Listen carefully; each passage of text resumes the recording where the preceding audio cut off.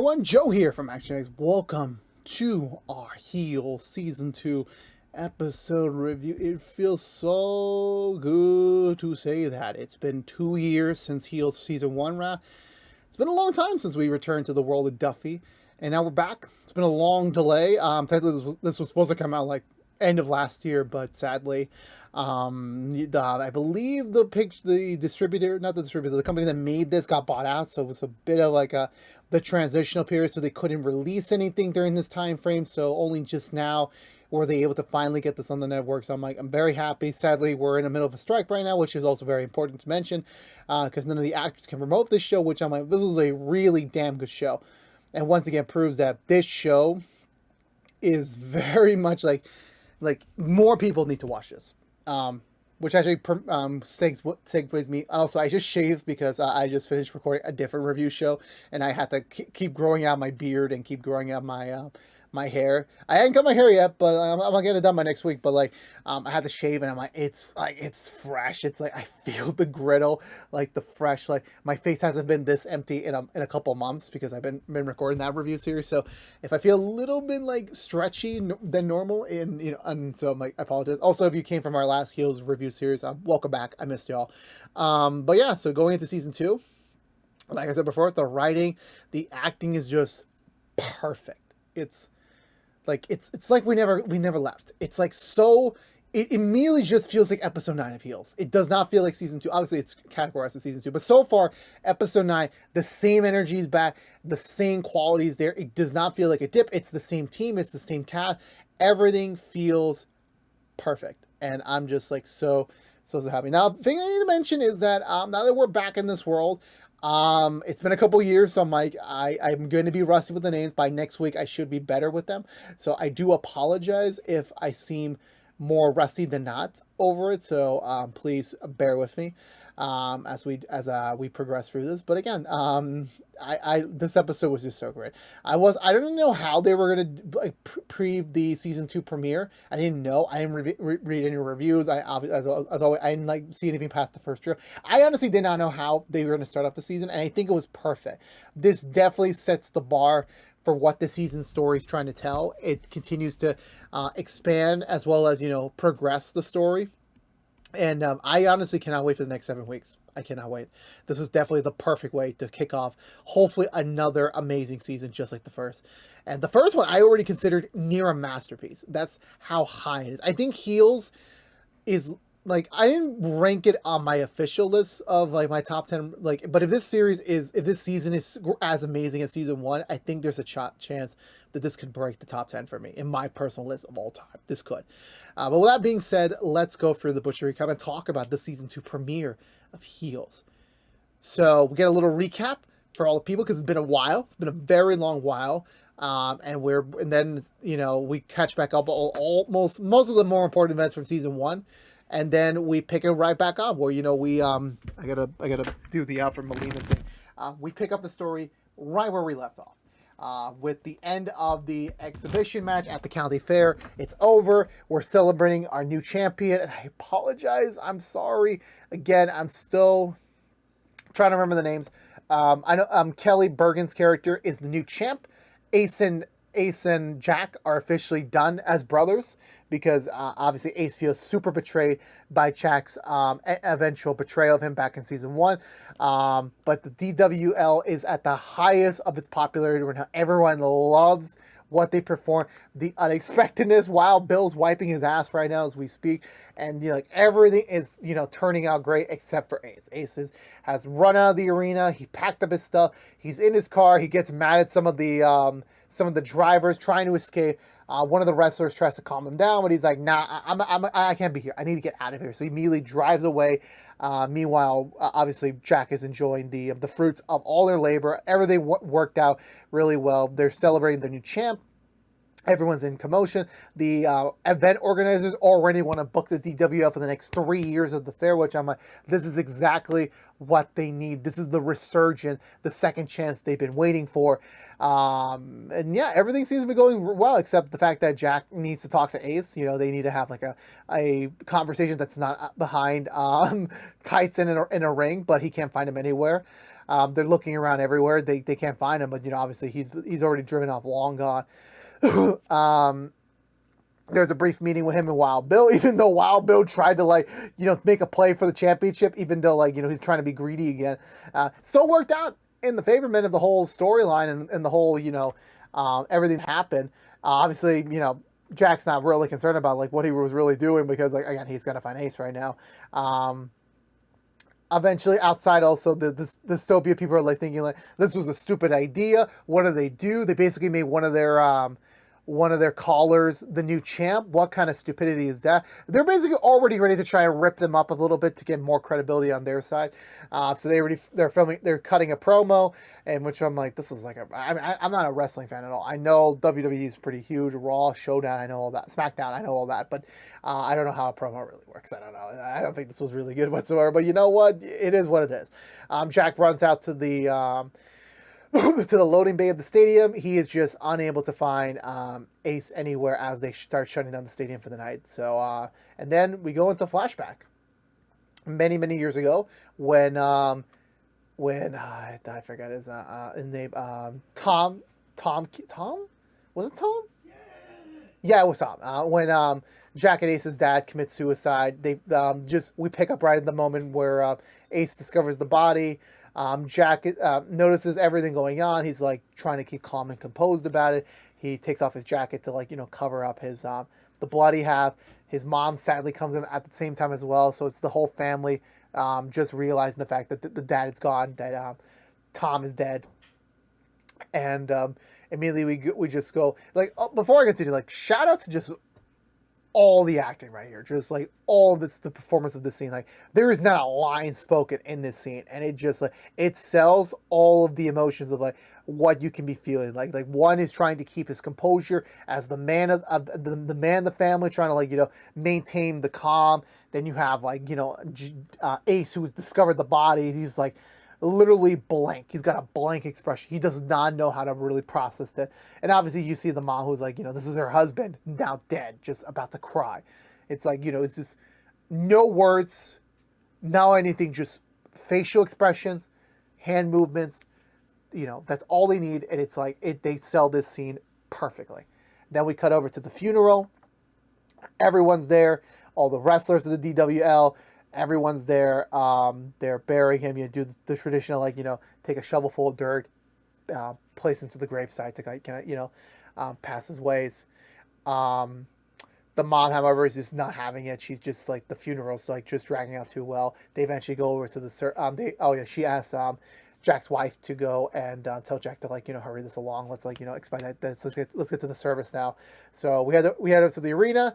They're having a service. Obviously, the family's just doing, like, the thank yous and, like, you know, just like the condolences line, while Ace is, like, hovering over in the rafters, just, like, again, not knowing how to process this. He just doesn't know, what do I do now? Like, what is the next thing I got to do? Like, it's like he's basically still grief stricken. He just doesn't know what to really do. He's just, like, a loss for expression.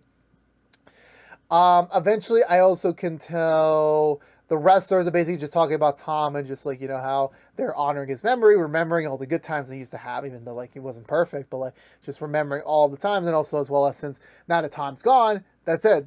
It's over. Because, like, you know, he was the only one really fighting for the league to, like, still keep going, even through financial hardship. So that now that he's gone, like, yeah, that's it. We're segueing him out. Like, you know, it's time to, like, you know, shutter the place down. Then we see Kelly Bergley's character and her friend years before joining the DWL themselves. They do, like, I think they do just a random act of service, and I forgot her name. Willie notices them and says, "Hey, if you want to help out, sure, just help us out. Well, you'll get paid over it. Like, don't worry about it. Like, you know, you gotta learn your value." I guess this is, like, the beginning of Willie's teachings onto Kelly Bergley's character. I apologize if I don't remember her name. It's like, it's been so many years, and I did not keep track of all the names. I apologize. So yeah, she's helping out with the cleanout crew. She runs into into Ace. It's not an immediate flirtation. It's not even anything like that. It's immediately just they notice each other. He's obviously not in the right mind space. She doesn't know yet, but like in my brain, I'm like, yeah, you gonna fuck him later. I apologize for my profanity. Eventually, the line starts dwindling down for the condolences. However, this one woman really gets to the Spade's mom. She's not having it the way that this lady words her condolences. It's just like, nope, that's it. I'm done. I cannot be here anymore. I need to leave. She goes outside for a smoke. She runs into Wild Bill, who missed the funeral for unknown reasons. But he's here now. He's here to give his condolences, and you know that the mom's not even having it. She's like, I already know what you did to him. Like, you never even like managed to like toughen up and like come back over here and apologize to him. That now he's dead. So I'm like, what can you really do from now beyond the grave? So he apologizes. He gives her some money. It doesn't really like make a difference, like because Tom's gone. Nothing really is making an impact, so to speak, to her. Even like she's like, okay, I'll take your money, but it doesn't mean shit to me. Like, you know, this is not the apology. This is not what you really should be doing right now. So yeah, after that, we cut back into the arena where Jack's wife finishes up using the bathroom. She runs into another condolencer who mentions to her like, yeah, also I heard about the, you know, your miscarriage. I'm so sorry for that. And she's like, yo, what are you doing? Like, that's my private business. How do you know my private business? I don't know which person told you that, but whoever this person is, she should just keep her mouth shut, because like that's guaranteed. Like, that's an invasion of privacy. Like, you know, like that's not your business to like know. If you're not being told that by the person themselves, you should not be knowing that. So honestly, I do feel for her in this scene.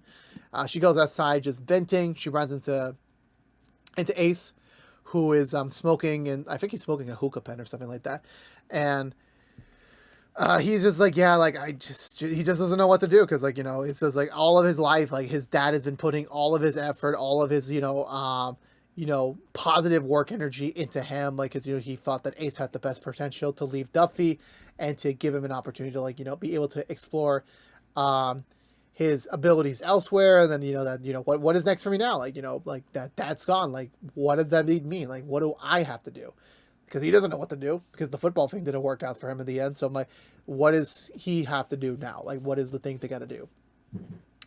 And, you know, it's a nice, like, brother, sister-in-law relationship. Like, you know, she's very supporting, very much, like, you know, trying to be, like, the older sibling that he needs right now, just, like, you know, keep him level-headed and everything. So it was actually just, like, we didn't get a lot of scenes of them last season, I believe. So I'm like, this was guaranteed, like, a very nice way to, like, you know, establish that they have their own relationship as well. Even if it's not your traditional brother-sister relationship. I want to say after that, we get to, yeah, the service is winding down. Jack's in the office. He's like, everyone's cleaning up everything, you know, even like one of the custodians are like, yeah, you don't have to Kelly's character saying that, yeah, you don't need to clean that. It's going to get dirty anyway. Besides, we're going to shut down this place in like a couple of weeks. So I'm like, it doesn't matter what you're doing. Yeah, you're trying to clean the floors and everything, which I'm like, damn, this woman really wants to be here. Like, she's really trying to be a part of this, even though it's about to shut her down. Jack's cleaning up the office, just packing some things that he's going to take over back to the house. Willie finds them. She's like, I guess you're trying to like shutter this place down, like, and you know, she's giving like fond memories of Tom, of like, you know, he had such big dreams for the DWL that like he kept all the original championship belts, hoping that this would cash a pretty penny down the road, but it didn't. There's a letter that he left for Jack, but Jack refuses to open it, since, you know, he gets a little brutal with her, saying that what Tom did was not honorable, that committing suicide because that was, you think, the solution to your problems, was not valid. It wasn't legit. And, you know, Jack doesn't agree with it. And he's like, not really, like, he's honestly honoring his father's memory. He does miss him, but at the same time, he doesn't miss him because of the way that he went out. And, you know, Willie kind of yells at him, saying, like, you know, fuck you. Like, you know, that's your dad. He worked so hard for us. And that's the way you treat his memory. And again, like, you know, Willie, like, knew Tom too. Like, it's not like, you know, she's just like a random person like that's passing by. Like, she knew of him. She knew of everything that Tom did in private that was not accessible to his family. And Jack also has his own reasons as well, because, like, you know, Jack spent the most time with Tom in the family, because, you know, like, Jack was kind of being like ushered in as, like, you know, as another generation, but at the same time wasn't like feeling honorable in his ideas and everything. And he doesn't want to read the letter because, like, it's not going to do anything, because, like, it's just the words of a man who given up. And that's not the words he needs to hear right now. But Eventually, the other wrestlers show up. Jack gives a little speech about how saying that, yeah, you know what, like, you know, thank you for all your years of service. Thank you for like actually believing in what my dad wanted this place to be. I apologize that, you know, this is the way it's going to end, but, you know, take what you want, take anything, like as a memento for your time here, but thank you very much. And, you know, that's kind of how he's wrapping up there. He heads back home with his wife. He's basically still like, kind of like, you know, I think the right word is like venting still about his dad, even though his dad's gone about like, you know, that the DW had potential. Like all his dad had to do was implement some of his ideas. It could have taken the DWO to the next level, made them more like a legitimate, you know, wrestling league. But it didn't really work out. It didn't work out in the end. Like that Tom never accepted the ideas. Now it's over. The arena is going to get shuttered down. It's going to start getting closed up, and all of his ideas are no longer going to be used. But he does bring up to her that, you know, hey, the wrestlers brought up the idea of doing a 10 bell salute, which is basically like one final goodbye to the DWL, one final goodbye to what they worked for, and just honor his memory, as well as like secretly being an outlet for like Jack to release some of his ideas to the rest of the wrestlers, at least to show what they could have done had they followed Jack's leadership a little bit more earlier than not. And she's down for it, you know, again, like this is way before any of their, like the stress of like that he's focusing too much on the DWL occurred. So like she's very supportive of this, like just, you know, a one-time thing, just a goodbye, honor his memory, honor the league, and then that's it. That's literally just the move on point there. Eventually we get intermittent cutbacks with the present day. We see a scene where Ace is returned back to his family house. He's packing up all his things. He's leaving Duffy. So he packs up all his stuff, and then his mom says outside the window is like, "Good, go get him, Ace." I'm like, what the fuck? Like, what the hell? Like, that is not the same character I remember from season 1. Where did this line come from? Maybe repressed feelings or something like that. We got to the next day where Jack's visiting his mom. Apparently a bunch of people came over to like, you know, drop off food for her, just, you know, so she can like have nutritious food during her time of grieving, but she doesn't want to really have this sort of thing because, you know, it's basically just a pity party. Like, you know, she's just everyone coming over to showcase their pity, which again, I understand the downside of it, but there's also an upside to it. You have free food, and it also shows that people do actually care about you because, you know, they wouldn't be doing this for you if they didn't care about you otherwise. But you know, she's just like, it's just her repressed emotions. Like, this is not something that she really needs to like be feeling right now. So, you know, Jack manages to like do the son thing and like give her a big hug and like allow her to have an outlet to cry and like actually release her emotions about it. He heads over to the arena. He contacts all the wrestlers, all the staff to like come down and say like, I think you guys' idea is correct. We should do a 10-ring salute for Dad. But we're going to do things a little bit differently than what he used to do. We're going to do some scripted ideas, like have like a flow, have a plan, have some lines written out for the show, at least to give a respect to what Tom was working for, as well as what the DWL could have been. So it's basically filling out his ego just a little bit, just a tad bit, so to speak. They're reading the script. It's pretty good. And they're like, yeah, this is a pretty good idea. I think we're in safe hands with you helming the ship. Ace comes through. He's pitching to Jack like, look, I want to be part of this. You know, that, you know, as much as you guys didn't want me here, like, this is the last time that this could be a thing, and I need to be a part of it. I need to have my first time and my last time here with y'all. So put me in the show. Put me in any role as you can, you know, that, you know, I need to be part of this. And, you know, Jack's voicing his concerns, like, you know, being a wrestler, it doesn't seem easy as it seems. Like, there's a lot of things you need to learn, like, pretty quickly. You know, we only have a week before the showtime, and Ace is like, I'm gonna do it. I can do this. Like, give me a chance, coach. And he's like, okay, I'll teach you myself. And, you know, it's so weird, and I feel like the way they pivot this is like, again, to set up how Jack and Ace were at the start of before the entire show take place. Like, they didn't have a perfect relationship, mind you, but it was still like something of like a caring one, that like Jack was looking out for Ace's best interest. And, you know, that actually contrasted to now where like Jack has done so much against Ace just to boost the DWL, to boost his ego a little bit. You know, it's kind of come back to bite him in the ass. So that was actually very frugal to see between them. And then mentioned the other wrestlers coming in, helping Ace out with his tactics, helping him learn. It was, again, like the beginning of like how things were, like seeing how it all began and how did everything crumble from that point onwards. But eventually we get to show day. It's a pretty big turnout because, you know, They promised free tickets, free booze for like the final DWO, which I'm like, where do they get the money for this free booze? Like they're just hemorrhaging money by this point, even at the end, because like it's just like this is not the most fair thing to do, really. But like, you know what? It's the last one supposedly, so why not? Everyone's dressed. Ace is just witnessing how the pre-show jitters are, the pre-show rehearsal and everything. And it's like, again, seeing this for the first time, seeing all of their like first time together be the way it is like, kind of like, again, like selling the fact of, this is how things are. And like, that this is how things were before, like all the drama, all the, like the conflict started between them. But again, like this scene was like when they eventually go on stage and like they give like at the beginning of the match, and it's like, everyone's chanting Duffy again by Kelly Burgley's character starting the chant. It's like, that was honestly like the motivation they need. Like, okay, let's have a good show, and it's like nonstop violence, nonstop shenanigans. It's all like really well rehearsed. Everyone's enjoying everything. Obviously, Ace is just studying, getting ready for his moment. Again, far cry from the Ace that we have been seeing since season 1. It's not the same Ace. It's like a very novice Ace who's like very hopeful about the future, very hopeful that like this could be like a really big thing for them, and that that it's like the beginning of like something special for them, even if it's the last one. So Jack and Ace go out. They give their little spiel again. Kelly's character is like just watching. It's like, oh yeah, like this is what he's gonna say, and she nailed it on the mark again, like showcasing how big of a wrestling fan she actually is. They start their first match ever. It's going really well, and eventually it's more pivoting towards Ace being like this unexpected force that no one was expecting. Such an amazing debut for a new wrestler. He's really hammering it into Jack. Jack says, like, okay, you're doing too well. Like, calm it down a little bit. Calm it down. You're a novice. You're supposed to be the newbie here.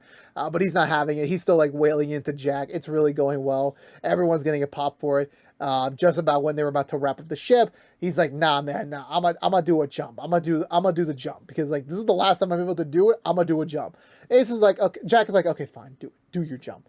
And he does. It's pretty epic, to say the least. It's really good. It's a really good finisher. And again, like, it's the pomp and circumstance that he needed. It's like, definitely, this is the biggest crowd turn they had in years. And it's like the highness of that, everything just worked out well for everyone. Everyone's just hitting on all cylinders. It's like, was definitely like a perfect, ending to it. And then like, obviously paralleling where things are now, where like, Jack is just in a completely different position where like they wrapped up a great show, but one was more family focused on a positivity, and now it's like a family focus on negativity. Because it just didn't hit well enough. And they're all celebrating, everything's going well. They return back to the room, they're all like giving this up, but like that was a great final show. But Jack pulls his Ace aside, letting him know like, hey, that was the best performance I've ever seen a debut wrestler do. Like, you literally did things that like wrestlers in like a couple years of experience have never been able to like really tap into that energy you're feeling. That we shouldn't stop here. There's an opportunity between you and me to redefine the DWO, to actually put it to the next level, and like to actually like make something that Dad would have wanted. And so this shouldn't be the final show. This should be like the beginning of what we are able to do. And again, it's such a far cry to where things were before. Like, how did it go so far down where like they were like on top of the world, like brother and brother? Like, actually, like they got a dream, they got a motivation, and then all of a sudden, like, nope, like now they're like, completely separate from each other, completely distant. And Jack just gives up and can't find him anywhere. Like, there's nothing he can do. So everyone's heading home. Kelly, I think her name is Crystal. I think Crystal's the name finally. I think I'm starting to remember. She kisses her new boyfriend, celebrates that she's the new champ. All the guys are like, yeah, this was all fun. This was all great. This was just like a perfect night for that. This is exactly what they needed. Jack returns home.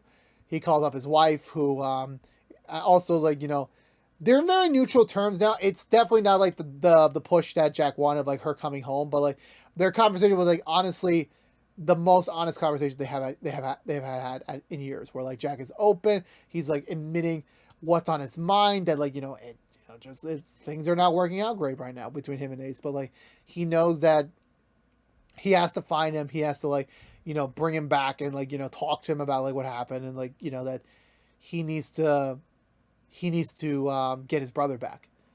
And even during this conversation, he's admitting that he's not perfect. And, even after all this time, after, like, you being very repressed after his dad's death, that, like, he still hasn't changed. He's still the same person that he is. And, like, as much as that's a scary feeling to have, where, like, you're being very negative, that it's not something that you're being filled with actual, you're not filled with grief anymore. You're not filled with, like, regret or, like, negative emotions towards them.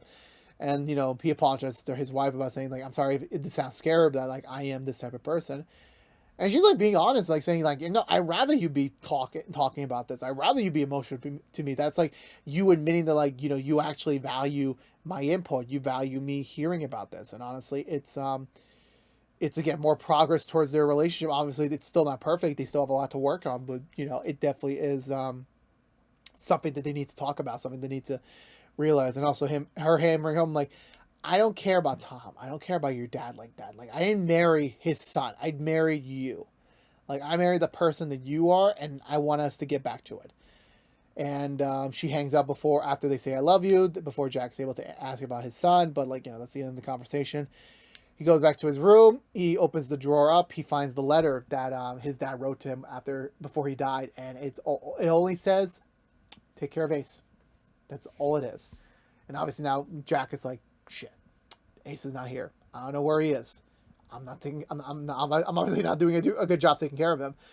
And then you see the last shot where Ace is driving away to parts unknown as he tails along on the highway of an uncertain future. And that was the end of the premiere of Heels Season 2. I think this was an amazing episode. Just like the way we came back into this universe. We came back with these characters in a very different way. It wasn't a full episode tackling the full ramifications of the thing, but, like, understanding of, like, how important family is, of, like, that they lost so much, yet they were able to, like, recoup and, like, figure out this, this new future together. And then, like, again, now back to present day, were like, it's all, like, was it all for naught? Is it ever going to go back to that? Because Ace is tremendously still pissed off. Like, there is no, like, actual, like, going back to talk to Jack. It was like, nope, I'm out of here. I'm done. That was the last straw. And Jack now realizing that he has such a big role to fill, really, to be, the caregiver that Ace needs. But at the same time, he's also his brother. Like, he also has to push his brother to the next level. So it's like that fine line of, like, trying to figure out everything is, like, really just, like, the thing that drives me to see him, and, like, the thing that obviously drives him himself. Like, what is he gonna do? Is he gonna be able to achieve everything? Because he's not a perfect man. He admits he's not a perfect man. He really isn't. And the fact that he has all of this weight now sitting on top of him is just, like, making things worse. And it makes it the question, are they actually going to be able to, like, fix him up? And, like, we don't know. We really do not know whatsoever. But the flashbacks were, like, this being morally a flashback episode, just getting that from a different perspective. If we honestly have an entire season where it's just these flashback episodes, I will not complain. If we're, like, building the slow pieces of, like, Jack and Ace reuniting and, like, figuring it out, it might get a little still after a while, but, like, it would be a nice way to, like, fill in the history. But thankfully the promo admits, like, nope, there's going to be a lot more other crazy shenanigans with the DWL, with all the relationships. Like, it ain't over yet. This ain't a simple ship. So I'm really excited to see how things are going to go. But for now, again, great. Stephen Amell and Alexander Ludwig delivered this episode a lot, delivering the emotions of, like, two separate time periods of their characters, definitely finding a through line between them, and definitely, like, just once again selling why this is one of the best television shows on the air right now. And yeah, I'm very happy to see them back. The whole cast is back, and I can't wait to see what the larger story is this time. As we're fighting for family. We're fighting for the family. So I can't wait to see all of that. But for now, I'm going to give this episode 2 thumbs up. I enjoyed it so much. And hopefully we get 7 more weeks of just nonstop banger after banger. I can't wait for that. But for now, let me know in the comments below what you think of this week's episode of Heels. I would love to have a conversation with you down below about it. But I believe that's going to do for me today, everyone. So if you're unaware, this has been What's to from ActionX, reviewing every episode in the 2nd season of Heels. If you want to know what we're doing or what's to beside our Heels episode reviews, right now we're doing Crowded Room and Nancy Drew episode reviews each and every week after brand new episodes on their respective platform. But if you don't care about Heels, you're in luck. We'll be back next week with another brand new episode review to start off this brand new review series. So stay tuned until then. But again, thank you so much for watching. Please subscribe if you haven't yet. Like, favorite, share if you want to, and as well as follow us on social media. But it's always each other again for all you Heels out there in the world. Thank you so much for watching. But until next time, stay safe out there. Be good to each other, and as always, Peace out.